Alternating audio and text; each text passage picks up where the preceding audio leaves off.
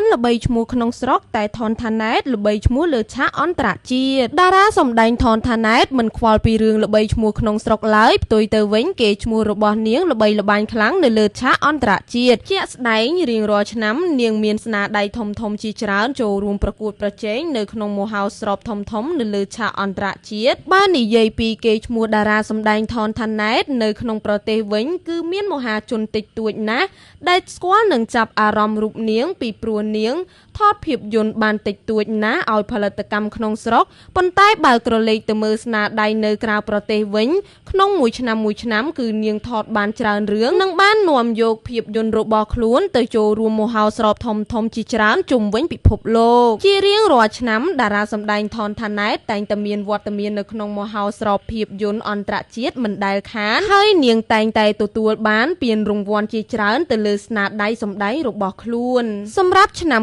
2025ថនថាណែតក៏មានវត្តមាននៅក្នុងមហោស្រពអន្តរជាតិលើកទី14កាលពីពេលថ្មីនេះនាងក៏មានស្នាដៃធំចំនួន2ផងដែរដែលបានដាក់ចូលរួមប្រកួតប្រជែងអ្នកនាងថនថាណែតបានបញ្ជាក់ប្រាប់ថា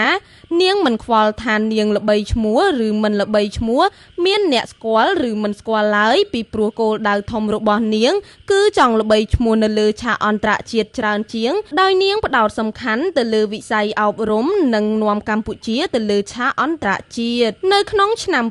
2025នេះតារាសម្ដែងថនថាណែតក៏មានស្នាដៃធំជាច្រើនផ្សេងទៀតដើម្បីត្រៀមនឹងយកទៅចូលរួមនៅក្នុងមហោស្រពភាពយន្តធំនៅក្រៅប្រទេសនាងរំពឹងថាស្នាដៃទាំងអស់នឹងទទួលបានការចាប់អារម្មណ៍មិនចាញ់ស្នាដៃមុនរបស់ខ្លួនឡើយ